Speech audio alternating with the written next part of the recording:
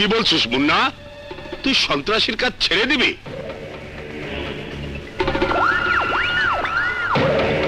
কথা বলছিস না কেন? তোর বাপ মা মইরা যাওয়ার পর তোরে আমার এখানে আশ্রয় দিয়েছিলাম, তোকে আমি ট্রেনিং দিয়েছি। মানুষ স্কুল কলেজে গিয়া ইঞ্জিনিয়ার ডাক্তারের বিদ্যা শেখে, আর তুই আমার স্কুল কলেজে পড়া সন্ত্রাস শিখছস। এখন তুই সন্ত্রাসী ছাইরা দিবি, কইলি হয় নাকি? শোন, এটা হইল ওয়ান ওয়ে রোড। এখানে একবার ঢোকা যায় কিন্তু বের হওয়া যায় না। ওইসব চিন্তা মাথা থেকে বাইর করে নর্দমায় ফেলাইয়া দে। না, আমি আর এসব খুন খারাপি কাজ করব না।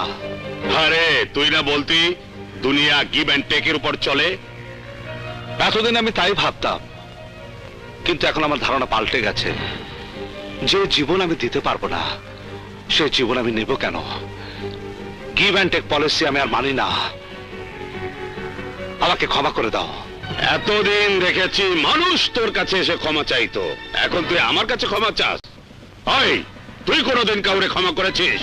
করিস নাই, আমিও করব না। এখন এই শহরের একচ্ছত্র অধিপতি আমি, আর তুই হইলি আমার হাতিয়ার।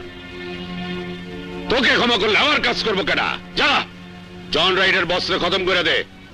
আমি তো বলেছি এ কাজ আমি আর করব না। তুই আমার মুখের উপর কথা কস?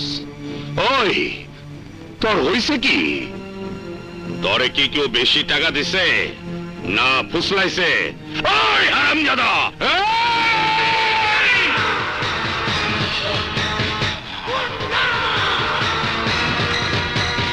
খবরদার মাকিম গাজী, আমাকে গালি দিবেন না। এই জীবনের মৃত্যুর খেলা আমি আর খেলবো না। জীবন মৃত্যু সব আল্লাহর হাতে, সেখানে আমাদের কোনো হাত নেই। আমি চলে গেলাম, আর আপনাকে বলে গেলাম, যদি ভালো চান তাহলে পথ ছেড়ে দিন।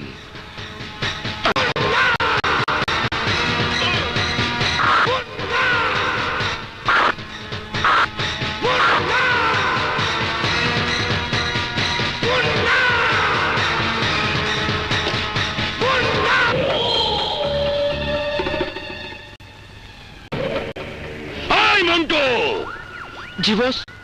ব্যাপারটা কি রে? আমার বিলাই আমারে কয় মেয়াও। হাই মন্টু, কসরা ওর ভিতরে ভালো মানুষের জাদুটা ঢুকাইছে কে? বস, হের বাসায় একটা মায়া দেখছি, মনে হয় ওই মায়াটারও পটাইতেছে। হ্যাঁ, তো খুলে বুঝছি। আরে এই দুনিয়াতে যত অশান্তি, যত অকাম, ওই মায়া লোকই করে। এক কাজ কর, ওই মায়াটারে খতম করে দে। আপা, আপনি মনে হয় জাদু জানেন। এই আপনি আসার পর থেকে মনের মধ্যে একটা ফুরফুরে দক্ষিণা বাতাস লাগতেছে, কেমন যে লাগতেছে। আপা, এতদিন পানিয়ে দেখলে ভয় পাইতাম, আর এখন গোসল না করে থাকতে পারি না। শরীরটা কেমন তাজা তাজা লাগে। আপা, আসলে সুন্দর পরিষ্কার পরিচ্ছন্ন থাকলে মনটাও সুন্দর থাকে।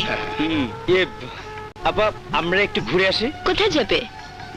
না মানে আপা, ব্যাপার হচ্ছে ওর একটা দূরবীনের ব্যাপার আছে। আপা, কই দূরবীন ঘুরে আসি। আরে কই তো চল চল চল।